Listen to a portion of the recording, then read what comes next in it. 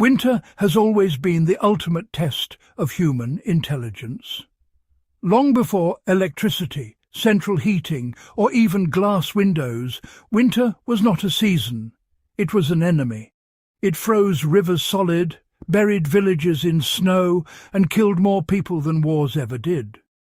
For medieval families, survival depended on one brutal question: did your home work, or would it kill you before spring? What you're about to learn isn't folklore or romantic storytelling. It's practical knowledge forged by hunger, cold, and death. Medieval shelters were not primitive guesses. They were precision survival systems designed through generations of failure and experience. Roof angles, wall thickness, door placement, every detail decided whether a family lived or froze. If you enjoy deep, grounded history that explains how people actually survived, not just how they lived, you're in the right place. Before we dive in, take a moment to like this video. Share it with someone who loves real history. Drop your thoughts in the comments, and subscribe to the channel so you don't miss future deep dives like this. Now let's get into it. Choosing the right place, well, survival started before the first log was ever laid. A medieval home, you see, began long before construction.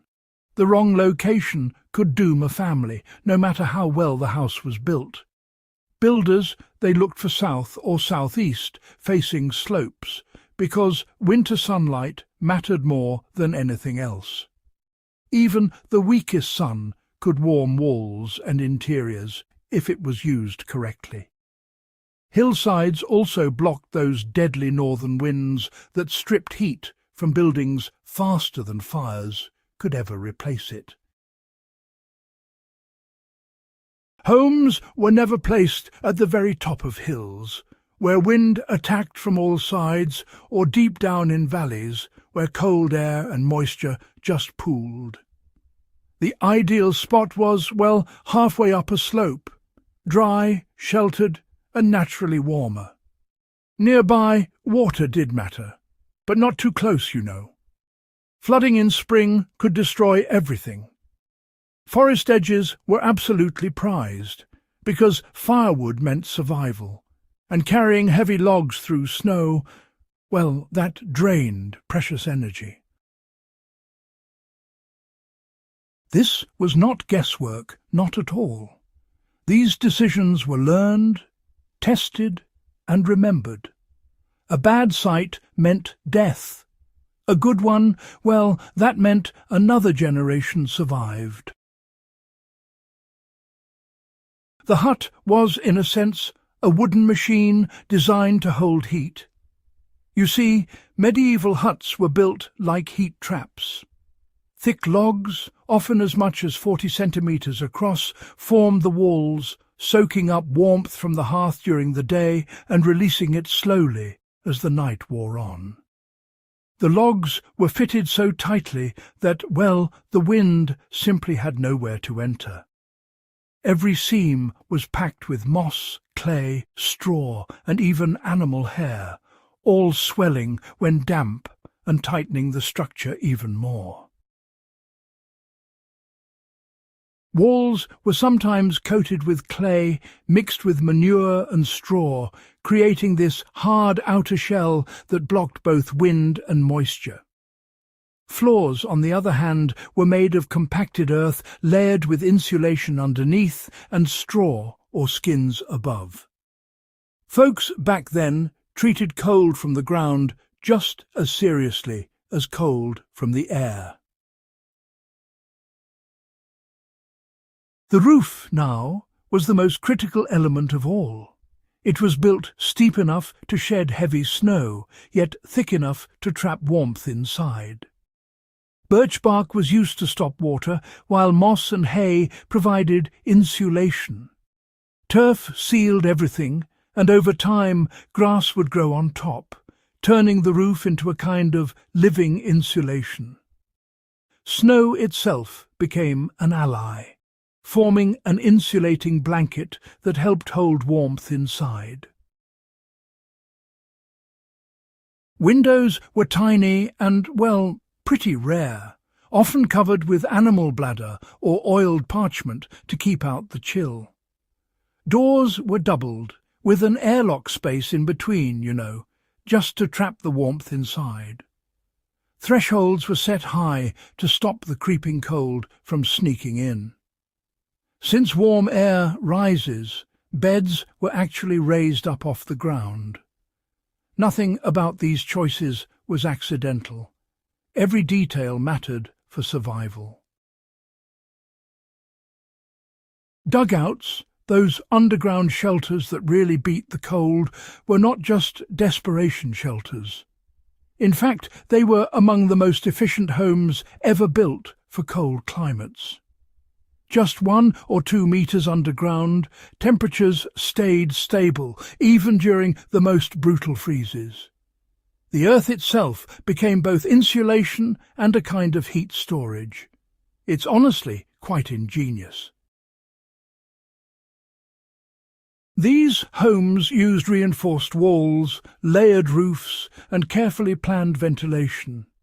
Smoke channels ran under the floors, warming the ground before escaping outside. Roofs were buried under earth and vegetation, making them invisible, fire-resistant, and, well, incredibly warm. Archaeology shows entire communities lived in dugouts for centuries, not just a season or two. And modern reenactment experiments actually confirm it.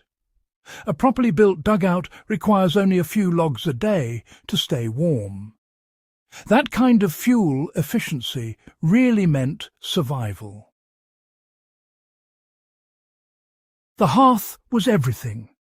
It heated, cooked, preserved food and dried clothing. The most advanced version, the massive clay stove, worked like a thermal battery. Just one firing could heat a home for an entire day.